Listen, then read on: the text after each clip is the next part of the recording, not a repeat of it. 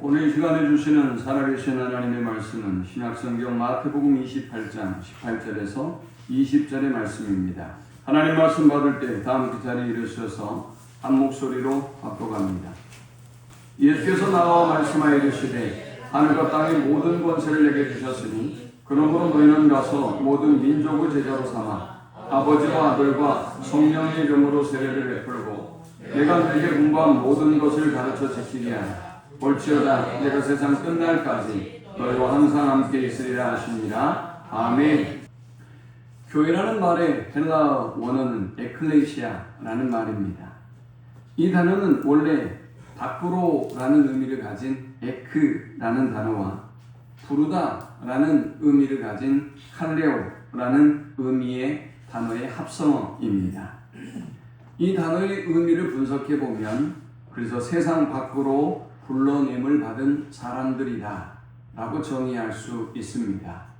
그렇습니다. 교회는 어둠 속에 있는 저 세상에서 멸망의 저 깊은 바다에 빠져가고 있는 저 세상 속에서 건져내시고 부르시고 구원한 하나님의 백성들의 모임인 것입니다. 이 에클레시아라는 단어에는 세 가지 의미가 담겨 있습니다. 먼저 첫 번째는 부름받은 공동체입니다. 교회는 건물이 아니라 하나님으로부터 부르심을 받은 사람들의 모임, 공동체를 의미합니다. 우리는 죄로부터 어둠으로부터 불러냄을 받은 하나님의 소유된 백성들의 모임인 것입니다. 두 번째, 교회는 함께 모이는 공동체입니다. 에클레시아는 개인적인 신앙만을 의미하지는 않습니다. 함께 모여서 말씀을 듣고 예배하고 서로 사랑하고 섬기기 위하여 모인 공동체가 바로 교회인 것입니다. 우리가 전도하다 보면 더러 교만한 사람들이 이렇게 말합니다. 나는 하나님은 믿고 하나님은 좋지만 교회는 싫어요. 나는 그래서 교회는 가기 싫어요 라고 말하는 사람들이 있습니다. 자기 스스로가 대단한 사람이라는 교만에 빠져 있는 것이죠. 자기 수준에서 교회를 평가하고 판단하고 정죄할 수 있는 사람이라고 스스로 느끼고 있는 것입니다. 과연 그의 말이 옳을까요? 칼빈은 그런 사람들을 향해서 이렇게 말했습니다. 하나님을 아버지로 섬기는 사람은 반드시 교회를 어머니로 섬긴다 라고 말입니다. 그의 생각처럼 교회는 완전한 공동체가 아닙니다. 완전해야 되는 공동체도 아닙니다. 교회는 불완전한 우리 각자를 부르시고 우리는 그리스도 예수의 보혈로 정결케 하시고 그의 은혜로 완전케 하신 사람들이 바로 우리들인 것입니다. 하지만 우리는 여전히 불안합니다. 불완전한 존재입니다.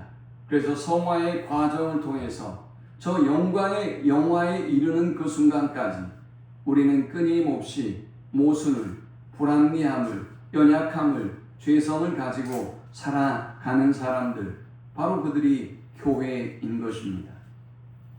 우리가 의롭기 때문에 하나님이 공동체를 만드신 것이 아닙니다. 하나님의 은혜로 주권적인 선택으로 거저 우리를 택하셔서 우리에게 의를 주셔서 하나 되게 하신 사람들의 모임. 그래서 하나님을 예배하고 하나님을 하나 되어 섬기고 찬양하는 모임이 교회인 것입니다. 여러분, 그렇게 교만한 사람들은 교회가 될 수 없어요. 그렇게 교만한 사람들은 하나 될 수가 없어요. 그래서 하나 되어 예배하고 하나 되어 봉사하고 하나 되어 찬양할 수가 없는 것입니다. 세 번째, 교회는 세상으로 보냄을 받은 공동체입니다. 교회는 모이는 것으로 끝나지 않습니다.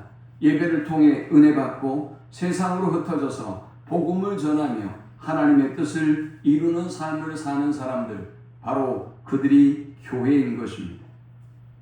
이 세 가지 의미를 정리해 본다면 하나님의 부르심을 받아서 예수 그리스도를 주로 고백하고 함께 모여 예배하고 또 세상으로 보냄을 받은 사람들의 모임이 교회인 것입니다. 교회의 본질은 따라서 이 세 가지의 단어로 정리될 수 있습니다. 첫 번째는 부르심, 두 번째는 모임, 공동체, 세 번째는 보냄, 교회인 것입니다. 가톨릭의 사제이자 20세기를 대표하는 최고의 교회학자인 스위스 출신의 한스 퀸이라고 하는 사제가 있습니다. 제가 개인적으로 굉장히 존경하고 이분의 책을 참 많이 연구하는 그런 분입니다. 한스 퀸은 공부를 참 많이 한 사람이에요. 로마의 그레고리 대학, 그리고 철학과 신학을 공부했고, 파리에서도 공부했고, 독일의 티빙겐에서도 공부했습니다. 그리고 위대한 가톨릭의 조직신학자가 되었습니다.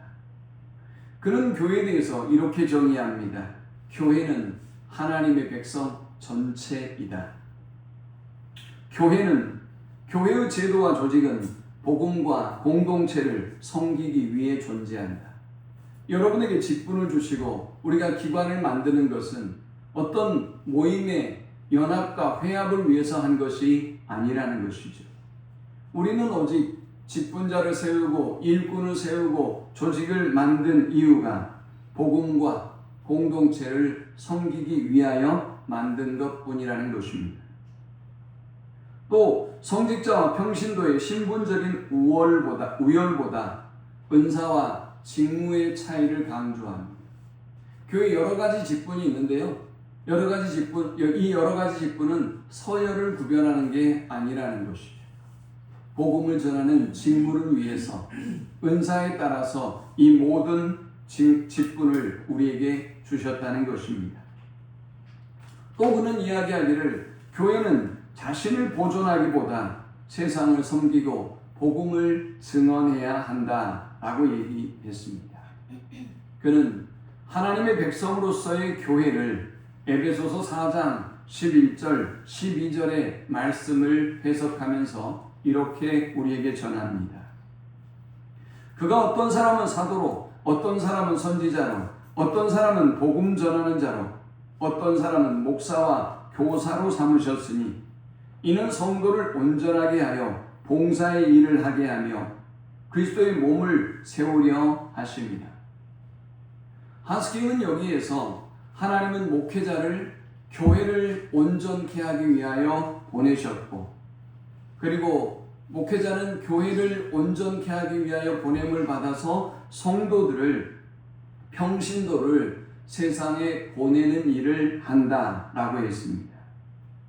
하나님은 목회자를 성도들에게 보내서 그들을 말씀으로 온전하게 하고, 그리고 성도들이 삶 속에 그리스도를 증언하게 하기 위하여 하나님은 교회를 세우시고 목회자를 세우시고 성도로 하여금 훈련하게 하셨다라는 것입니다. 따라서 한스킹은 교회가 다음과 같이 움직인다고 말합니다. 먼저 목회자는 성도를 위해 보냈습니다. 목회자는 말씀으로 성도를 양육하고 준비시킵니다. 세상으로 나아갈 수 있도록 말이죠. 성도는 세상으로 보냄을 받은 사람들입니다. 성도는 따라서 삶과 말로 복음을 증언합니다. 그리고 세상에서 얻은 영혼들이 다시 교회 공동체로 들어오게 됩니다. 이것이 교회의 구조이며 모습이어야 한다라고 말하고 있습니다. 목회자는 성도를 깨우고 성도는 세상을 깨우는 것입니다. 여러분, 우리가 예수를 믿는다는 것은 무엇을 의미한다고 생각하십니까? 우리가 예수를 믿으면 죄사함을 받고 하나님의 자녀가 됩니다. 구원을 얻고 영원한 생명을 누리게 되죠. 환난 중에도 하나님의 보호와 은혜 아래 살아가게 됩니다. 우리는 하나님 앞에 어떤 문제든지 기도할 수 있고 천국의 소망을 품고 살아갈 수 있습니다. 복음은 정말 우리에게 놀라운 은혜가 아닐 수 없습니다. 그런데 신앙생활은 은혜를 받는 것에서 끝나지 않습니다. 예수님께 부름을 받은 사람들은 반드시 예수님이 보내시는 자리로 다시 나아가야 합니다. 복음이라고 하는 것은 오늘 우리에게 임해서 우리를 구원하고 우리를 통해서 다른 사람에게 흘러가야 하는 것입니다. 사해라는 바다는 데드씨, 죽은 바다입니다. 이 바다는 물을 받기만 하고 물을 내려보내지 않습니다. 흘려보내지 않습니다. 그래서 이 바다는 죽은 바다가 돼버리고 만 것입니다. 생명이 살 수 없는 바다가 돼버렸어요. 하지만 갈릴리 바다는 다릅니다. 물을 받아서 물을 다시 흘려보내기 때문에 많은 생명을 품을 수 있고 많은 생명의 풍성함을 누리게 되는 것입니다. 우리의 신앙도 마찬가지입니다. 우리는 하나님으로부터 얼마나 많은 은혜를 받았는지 모릅니다. 그런데 이 은혜를 이웃에게 흘러보내지 아니하면, 복음을 들었으면서도 복음을 전하지 아니하면 오늘 여러분의 영혼은 병들어가고 여러분의 영혼은 점점 더 죽어가는 것입니다. 오늘 본문은 부활하신 예수님이 승천하시기 전에 제자들에게 주신 마지막 명령입니다. 그래서 이 명령을 지상명령이라고 합니다. 이 명령을 가장 크고 위대한 주님의 명령이라고 합니다. 여러분이 늘 주마다 우리가 선포하고 외우고 그리고 읽는 우리 주보의 말씀이 바로 이 말씀이죠. 저희 목회에서 가장 중요한 것은 성도가 이런 사명을 감당하게 하는 것이고, 우리 교회에서 가장 중요한 것은 이 복음을 위하여 살아가는 교회, 복음을 증거하는 교회가 되는 것이라는 의미를 담고 우리는 이 사명 선언물을 매주 선포하고 있는 것입니다. 예수님은 이 지상 명령을 통해서 원한다면 전도해 보아라 라고 말하지 않습니다. 환경이 허락하면 가라 라고 하지도 않습니다. 사람들이 너에게 호의적인 반응을 보일 때 복음을 전하라 라고 말씀하지 않습니다. 주님은 단도직입적으로 우리에게 너희는 가서 모든 민족을 제자로 삼으라 라고 말씀하고 있습니다. 이 말씀은 마태복음의 결론에 해당하는 말씀입니다. 저는 이번 주간에 마태복음 5장의 산상수훈을 생각해 보면서 그리스도인의 정체성을 다시 생각해 보았습니다. 마태복음 5장은 산상수훈이 담겨 있죠. 어떤 사람이 복 있는 사람인지 하나하나 나열하고 있습니다. 여러분은 어떤 사람이 복 있는 사람이라고 생각하십니까? 주님은 말씀하셨습니다. 심령이 가난한 자는 복이 있나니 천국이 그들의 것임이요 라고 말입니다. 제가 요즘 운동을 하고 있어요. 제 평생 운동을 한 번도 해본 적이 없습니다. 근데 제 몸에 이상 신호를 느끼면서 제가 운동을 60부터 하려고 했던 운동을 앞당겨서 하고 있어요. 저의 그 PT의 레슨너인 우리 채치 PT 선생님의 가르침을 따라 열심히 매우 규칙적으로 잘 하고 있습니다. 이 선생님에게 제가 오늘 물어봤습니다. 내가 이렇게 운동을 했고 그리고 몸무게는 어떠며 나의 어떤 건강의 증상들은 이러이러한데 내가 그 외에 무슨 영양제를 먹어야 될까? 아니면 건강보조식품을 먹어야 될까? 물었습니다. 우리 교사께서 말씀하시기를 저에게 목사님은 아무런 건강보조식품도 드실 필요가 없습니다. 비타민도 드실 필요가 없습니다. 다만 이번 건강검진을 할 때 이것만 검사해 보십시오. 그리고 저에게 부탁했어요. 지금의 수면보다 조금만 더 늘리십시오. 5시간 반만 주무시면 목사님은 훨씬 더 건강을 오랫동안 유지할 수 있을 것입니다. 라고 하더라고요. 그런데요, 제가 이 운동을 시작하면서 새롭게 깨달은 사실이 있었어요. 제가 어렸을 때 우리 집에는 먹을 게 없었어요. 뭐 대부분 우리 시골의 삶이 그렇지 않습니까? 5남매가 함께 살았기 때문에 눈 뜨면 먹을 게 없어지는 거죠.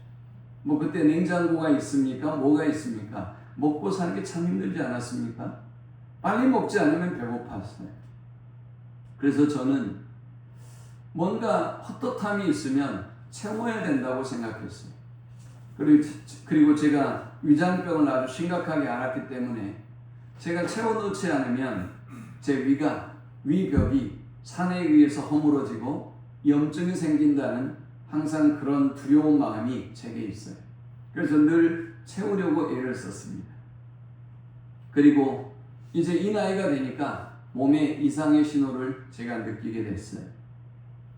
요즘 제가 느끼는 행복은 배고픔의 행복이에요. 배고픔이 얼마나 행복한 일인지 이제야 이 나이 돼서야 알게 됐어요. 배고파서 먹을 때 시장의 반찬이라고 더 맛있게 먹는 기쁨을 누리기 위해서가 아니라 주림이라고 하는 것, 굶주림이라고 하는 것이 얼마나 큰 기쁨을 내게 줄 수 있는가를 요즘 제가 느끼고 있습니다. 밤에는 9시간 공복의 원칙을 지키라고 하죠. 혹은 12시간의 원칙을 지키라고 합니다. 제가 그렇게 하고 있습니다. 아니, 그보다 낮에 불필요한 것들을 원래도 잘 먹지 않았지만 이제 철저하게 지켜 나가고 있습니다. 여러분, 배고픔의 기쁨을 언제 느껴보셨나요? 손만 뻗으면, 냉장고의 문만 열면 무엇이든지 먹을 수 있는 이 풍요로운 세상에서 오늘 우리가 이 결핍의, 부족함의, 주림의 기쁨을 누린다고 하는 것은 참으로 어려운 일이에요. 그런데요, 천국의 기쁨은 심령의 가난함을 가진 사람만이 누릴 수 있어요. 천국의 기쁨은 어떤 아픔이든, 영적인 아픔이든, 관계의 아픔이든, 물질의 고통이든, 세상에서 고통을 당한 것이든 하나님 앞에 그 애통한 마음을 가지고 나아가는 사람이 하나님의 놀라운 위로와 천국을 누리게 되는 거예요. 내 성격이 어떤지, 내가 어떤 사람인지 내가 나를 한번 보여주겠어? 이런 사람에게 천국은 존재하지 않아요. 온유한 사람, 이해되지 않아도 받아들일 수 없는 현실 가운데서도 겸손하고 온유한 사람이 천국을 누리는 거예요. 내가 의인되다고 생각하는 사람, 그래서 다른 사람에 대해서 함부로 말하고 정죄하는 사람은 천국을 누릴 수 없어요. 그러나 나의 죄인됨을 붙잡고 끊임없이 하나님 앞에 의에 줄이고 목마른 사람은 하나님의 놀라운 의와 평강을 누리게 되는 것입니다. 하나님이 나를 긍휼히 여겨주셔서 나도 다른 사람을 긍휼히 여길 수밖에 없는 마음으로 대하는 사람은 모두를 대하는 그 모든 순간이 천국의 삶이 되는 것입니다. 나의 작은 죄에도 민감하게 하나님 앞에 애통하는 마음으로 늘 울부짖으며 기도하는 마음의 청결함을 구하는 그 사람은 천국을 누립니다. 그러나 내가 꽤 경건한 사람이야, 나는 열심히 한 사람이야, 나는 우리 교회에서도 최고로 경건하고 의로운 사람이지, 이 정도면 최고의 사람이야 라고 생각하는 사람에게 죄송하지만 천국은 없습니다. 화평을 만드는 사람, 어느 곳에 가든지 하나님과 사람을 화평하게 만들고 사람과 사람을 화평하게 만드는 사람은 천국을 누립니다. 그러나 어느 곳에 가든지 이간하고 험담을 말하고 정죄하는 그 사람의 삶은 지옥밖에 없습니다. 하나님의 나라를 위하여, 하나님의 의를 위하여 기꺼이 박해받는 것을 기뻐하는 사람은 죽음을 앞에 두고도 천국을 누릴 수 있습니다. 그러나 헌신해야 될 순간에, 하나님 앞에 충성해야 될 순간에 그 의의 핍박을 두려워하고 물러서는 사람은 행복할 수가 없는 것입니다. 주님은 마태복음 5장에서 우리가 이렇게 부족함을 알고 그 부족함을 갖고 주님 앞에 설 것을 말씀하셨습니다. 그리고 주님은 드디어 우리가 이러한 행복을 주님 안에 누리고 있다면 5장 13절에서 이렇게 말씀하고 있어요. 너희는 세상의 소금이니 소금이 만일 그 맛을 잃으면 무엇으로 짜게 하리요? 후에는 아무 쓸데없어 다만 밖에 버려져 사람에게 밟힐 뿐이니라. 너희는 세상의 빛이라 산 위에 있는 동네가 숨겨지지 못할 것이요 했어요. 우리를 주님은 말씀하시기를 너희가 세상의 소금이요 너희가 빛이다 라고 말씀하셨어요. 그런데요, 사실은 헬라어 원어를 보면 이렇게 쓰여져 있지 않아요. 여러분 어떻게 쓰여져 있는 줄 아세요? 너희만이 세상의 빛이다 라고 말씀하세요. 너희만이 세상의 소금이다 라고 말씀하고 있습니다. 여러분 별 볼 일 없게 여러분 자신을 생각하실지 모르겠지만 하나님은 여러분만이 세상을 살릴 수 있는, 이 어두운 세상을 밝힐 수 있는 유일한 빛이다 라고 말씀합니다. 여러분만이 모든 사람이 한탄하는 이 세상을 썩지 않게 할 수 있는 유일한 소금이다 라고 하나님은 말씀하고 있습니다. 주님은 이렇게 우리를 믿어주시고 우리에게 위대한 사명을 주셨습니다. 그런데 우리는 왜 복음을 전하지 못하는 것일까요? 자, 그렇다면 역으로 어떤 사람이 복음을 증거하는 것일까요? 첫 번째, 주님의 권세와 능력을 믿는 사람들이 복음의 증인이 됩니다. 18절에 예수께서 나와 말씀하여 이르시되 하늘과 땅의 모든 권세를 내게 주셨으니 했어요. 주님은 너희는 가서 모든 민족을 제자 삼으라 라고 명령하기 전에 하늘과 땅의 모든 권세를 하나님이 나에게 주셨다 라고 말씀하고 있습니다. 여러분, 지금 제자들의 상황이 어떤 상황인 줄 아십니까? 가룟 유다는 주님을 배신했어요. 남은 제자들도 예수님이 붙잡혔을 때 다 도망쳤습니다. 지금 제자들에게는 돈도 없고 조직도 없습니다. 그들에게는 정치적인 권력도 없고 그들은 이미 도망자였고 실패한 제자들이었기 때문에 사람들 앞에 당당함도 가질 수 없는 그런 사람들이었어요. 그런데 우리 주님이 그들에게 말씀합니다. 수치와 실패와 모욕감에 빠져있는, 상실감에 빠져있는 제자들에게 모든 민족에게 가라! 라고 하나님이 말씀하셨어요. 얼마나 벅찬 명령인지 모릅니다. 주님은 제자들의 능력을 근거로 명령하지 않았습니다. 너희가 능력이 있으니 가라 라고 하신 적이 없습니다. 너희가 세상 사람들보다 지혜로우니 가라 라고 말씀하지도 않았습니다. 너희가 엄청난 조직과 자본을 가지고 있기 때문에 가라 라고 명령하지도 않았습니다.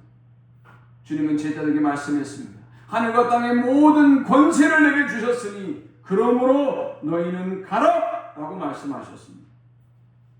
복음 증거의 근거가 우리의 능력에 달려있는 것이 아니라 여러분의 지혜와 언변에 달려있는 것이 아니라 예수님의 권세에 달려있다는 것을 말씀하고 있는 것입니다. 여러분, 우리가 전도하지 못하는 가장 큰 이유가 무엇입니까? 저는 말을 잘 못해요. 그래서 전도를 못합니다. 저는 성경을 몰라요. 그래서 전도를 못해요. 제가 전하면 사람들이 싫어할까봐 못하겠어요. 질문을 받았는데 내가 대답하지 못하면 어떻게 하죠? 라고 합니다. 요즘 세상에 전도가 되겠어요? 교회가 교인들이 이토록 개독교라는 비난과 공격을 받는데 전도가 되겠어요? 라고 말합니다. 가족 구원을 얘기하면 가족 구원이 제일 어렵습니다. 라고 말합니다. 여러분, 그렇습니다. 우리의 힘만으로, 우리의 생각으로 전도는 어렵습니다. 우리는 사람의 마음을 변화시킬 수가 없기 때문입니다. 논리적인 설명으로 그들의 굳어진 마음을 설득하고 변화시킬 수 없기 때문에 그렇습니다. 그러나 여러분 아십니까? 전도는 우리가 사람을 구원하는 일이 아닙니다. 예수님이 구원하는 일이 바로 전도입니다. 고린도전서 3장 6절은 이렇게 말씀합니다. 나는 심었고 아볼로는 물을 주었으되 오직 하나님께서 자라나게 하셨나니 했습니다. 우리는 씨를 뿌립니다. 우리는 물을 줄 수도 있습니다. 그러나 싹이 트고 자라나게 하는 분은 여러분이 아닙니다. 싹이 나오게 하는 사람은 바울이 아니에요. 싹이 나오게 하는 사람은 아볼로도 아니에요. 하나님이 하시는 것입니다. 농부가 씨를 뿌린다고 해서 씨앗 속에 있는 생명이 나오는 것이 결코 아닙니다. 씨앗 안에는 이미 하나님이 주신 생명이 있습니다. 농부는 그저 그 씨앗을 땅에 심을 뿐입니다. 우리가 복음을 증거하는 것도 그렇습니다. 여러분에게 능력이 있어서, 여러분의 언변의 능력이 있어서 사람이 변화되고 돌아오는 것이 아니라 복음이 가지고 있는 씨앗 안에 있는 생명처럼 복음이 가지고 있는 그 생명이, 그 능력이 스스로 싹이 트고 자라나 그 영혼을 구원하는 것입니다. 로마서 1장 16절은 말씀합니다. 내가 복음을 부끄러워하지 아니하노니 이 복음은 모든 믿는 자에게 구원을 주시는 하나님의 능력이 됩니다. 그렇습니다. 바울은 전혀 복음을 부끄러워하지 않습니다. 왜입니까? 복음의 능력이 하나님께 있기 때문입니다. 나에게 있다고 생각하면 부끄럽고 수치스럽게 생각할 거예요. 이런 사람은 평생 전도하지 못할 것입니다. 그러나 복음의 능력이 하나님께 있기 때문에 담대하게 선포한다는 것입니다. 어떤 농부가 봄이 되어도 씨를 뿌리지 않습니다. 그는 이렇게 말합니다. 씨를 뿌려도 싹이 나지 아니하면 어떻게 합니까? 비가 오지 않으면 어떻게 하죠? 태풍이 불면 어떻게 합니까? 맞아요. 그의 걱정은 현명한 걱정이에요. 얼마든지 일어날 수 있는 걱정이죠. 그런데 그렇다고 해서 농부가 씨를 뿌리지 아니한다면 도대체 무엇을 거둘 수가 있겠습니까? 우리가 복음을 증거할 때, 복음을 선포할 때 수많은 반응들이 있을 수 있어요. 그런데 여러분, 그것은 여러분 자신을 무시하는 것이 아니라 여러분 자신을 거절하는 것이 아니라 아직 준비되지 못한 영혼들이 복음을 거절하는 것임을 알아야 돼요. 그리고 때가 되면 이 하나님의 권세가, 이 말씀의 권세가 그 영혼을 바꿀 것이라는 사실을 믿어야 합니다. 두 번째, 성도는 세상 속으로 나아가는 사람들입니다. 19절 상반절에 그러므로 너희는 가서 모든 민족을 제자로 삼아 있습니다. 여기서 가장 중요한 단어는 가서입니다. 복음은 우리에게 기다리라고만 하지 않습니다. 사람들에게 필요하면 교회에 와보세요 라고 말하는 것이 복음이 아닌 것입니다. 복음은 찾아가는 것입니다.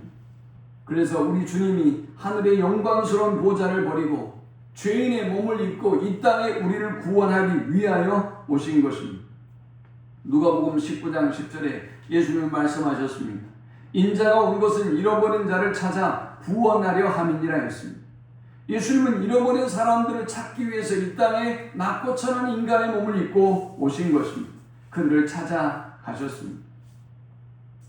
수가성 우물가의 여인을 찾아가시고 세리 마태를 찾아가시고 삭개오를 만났습니다.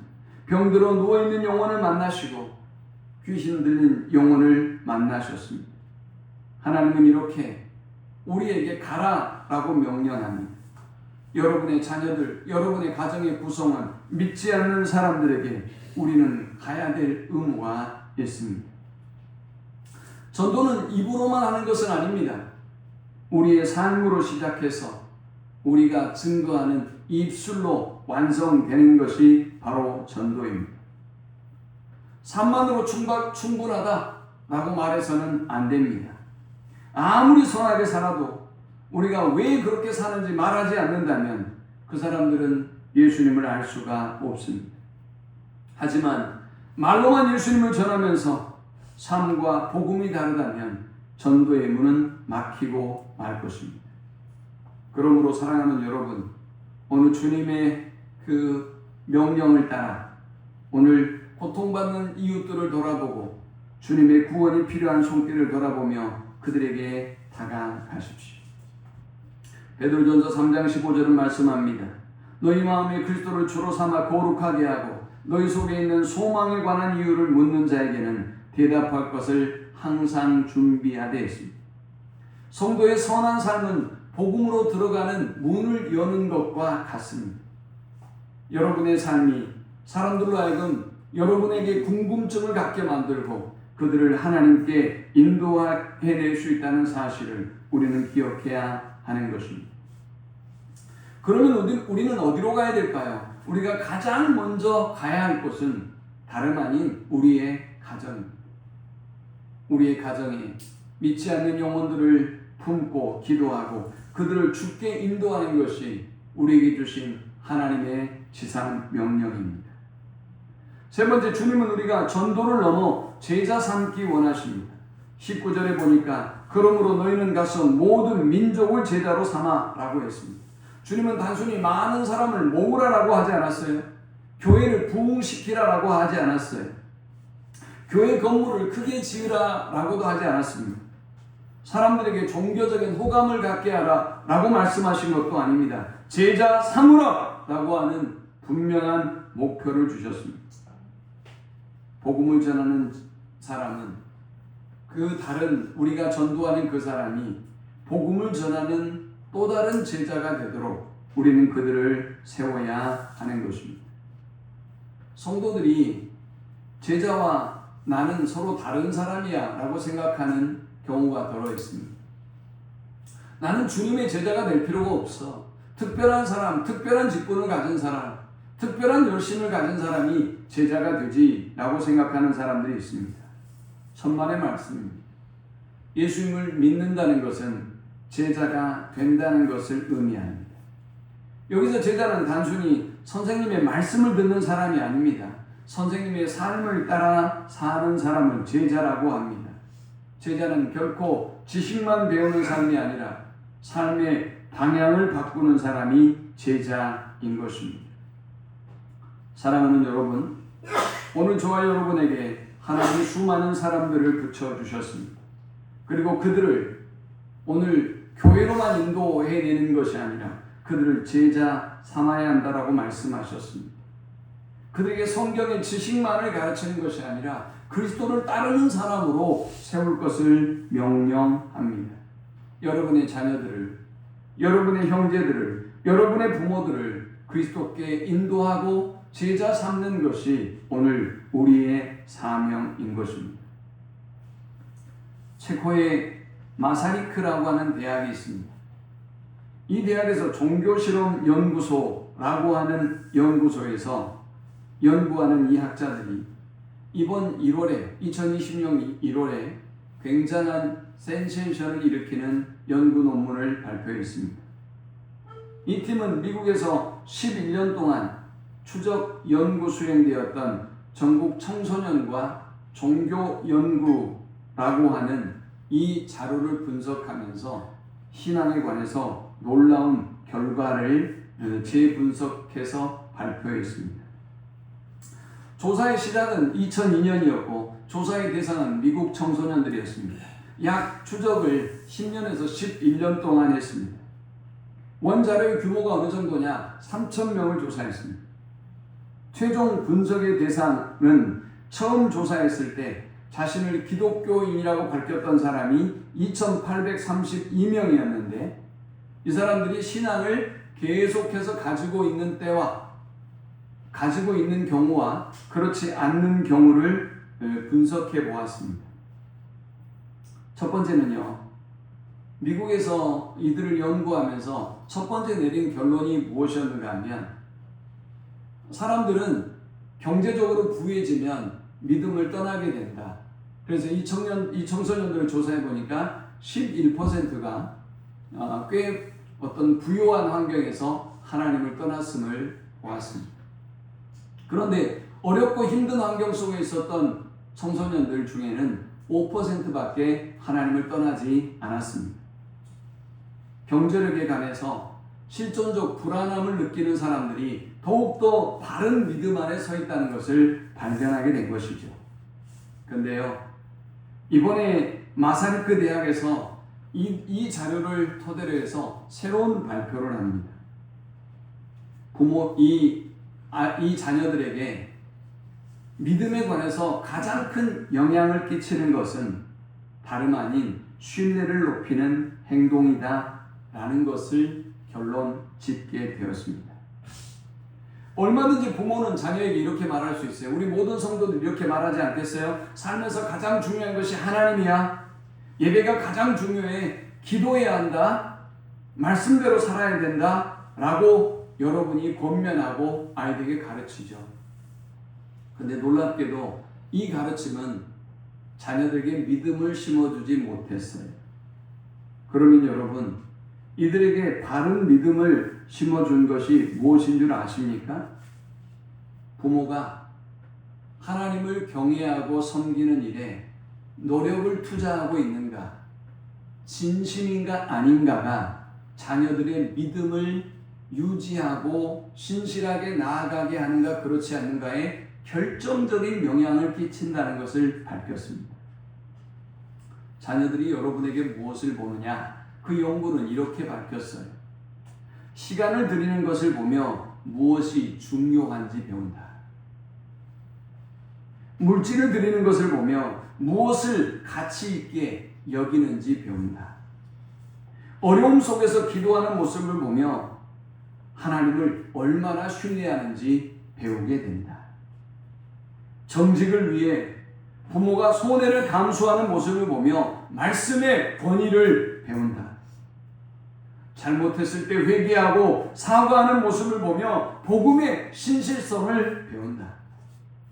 교회와 이웃을 섬기는 모습을 보며 신앙이 사랑으로 나타난 것을 배운다. 여러분, 우리의 실패의 원인을 보십시오. 말로는 가르치지만 삶으로 노력과 열정을, 그리고 그 신실함을, 그 믿음의 우선순위를 여러분이 정말 보여주셨는지. 자녀교육 뜻대로 안 된다라고 하지 마시고 오늘 여러분의 삶 속에 하나님을 경외하는 일에 시간을 투자하고 물질을 투자하고 노력을 투자하는 모습을 보이면 지금 자녀들이 여러분의 마음을 아프게 하는 그런 상황에 있다 할지라도 하나님은 반드시 그들을 돌아오게 기억할 것입니다. 네 번째, 전도는 주님의 마음으로 모든 민족을 바라보는 것입니다. 주님은 지금 모든 민족을 제자 삼으라고 말씀하셨어요. 특정한 공동체, 특정한 사람, 특정한 계층, 특정한 지역만을 말씀하고 있지 않아요. 주님은 모든 민족을 향할 것을 말씀하고 있어요. 사랑하는 여러분, 저와 여러분이 바라봐야 될 사람은 용현동의 사람들뿐만이 아니에요. 온 나라에 속한 사람들이고 열방에 속한 모든 사람들을 바라보며 우리는 기도해야 되고, 여러분이 그들을 만나는 그 모든 순간 우리는 그들에게 복음을 증거해야 하는 것입니다. 요한계시록 7장 9절에 보면 천국이 이런 모습이라고 우리에게 소개하고 있어요. 각 나라와 족속과 백성과 방언에서 아무도 능히 셀 수 없는 큰 무리가 나와 있어요. 천국은 어느 한 민족만, 어느 한 지역만 나와서 예배하는 것이 아니에요. 모든 나라, 모든 족속, 모든 백성, 모든 언어의 사람이 하나님께 나와서 찬양하고 경배하는 것입니다. 다섯 번째, 복음 증거는 주님의 동행하심을 믿는 사람들이 합니다. 주님은 제자들을 파송하시면서 말씀하셨습니다. 볼지어다 내가 세상 끝날까지 너희와 항상 함께 있으리라. 지상 명령으로 끝나지 않았습니다. 하나님은 놀라운 약속을 우리에게 주고 있습니다. 항상 너희와 함께 하겠다라는 말씀입니다. 이 항상은 어떤 말입니까? 모든 날이라는 의미죠. 기쁜 때도 함께 하시고 슬픈 때도 함께 하시고 사람들이 복음을 기쁨으로 받아들일 때도 함께 하시고 거절할 때도 함께 하시고 풍성한 열매가 있을 때도 함께 하시고 아무런 변화가 나타나지 않을 때도 함께 하신다고 말씀하셨어요. 혼자 전도에도 함께 하시고 공동체가 전도에도 함께 한다라고 말씀하고 있습니다. 여섯 번째, 전도는 한 영혼을 향한 하나님의 마음을 가질 때 시작합니다. 주님은 한 영혼을 귀하게 여기셨어요. 한 영혼을 소중히 여기시고 주님은 그 한 영혼을 찾아가셨습니다. 니고데모를 밤중에 만나시고 수가성의 여인을 찾아가시고 삭개오의 이름을 부르시고 눈먼 바디메오의 부르짖음을 들었습니다. 십자가에 달린 강도를 낙원으로 인도하셨습니다. 오늘 우리가 한 영혼을 향한 하나님의 마음을 가질 때 복음은 우리를 통해서 선포되기 시작하는 것입니다. 마지막으로 우리가 전해야 할 복음은 예수 그리스도입니다. 교회 나오면 좋은 일이 생깁니다. 예수 믿으면 모든 문제가 해결됩니다. 이런 류는 복음이 아니에요.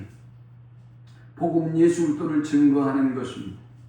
에베소서 2장 8절 9절에 너희는 그 은혜에 의하여 믿음으로 말미암아 구원을 받았으니 이것은 너희에게서 난 것이 아니요 하나님의 선물이라. 행위에서 난 것이 아니니 이는 누구든지 자랑하지 못하게 함이라 라고 했습니다. 오직 우리가 자랑하고 증거해야 될 것은 교회가 큽니다. 성도들이 어떻습니다. 설교가 어떻습니다. 이게 복음이 아닙니다. 복음은 예수 그리스도예요. 여러분을 부르시고 여러분을 자녀 삼아 주시고 우리에게 영생의 기쁨을 주신 주님을 증거하는 것이 우리가 해야 할 일입니다.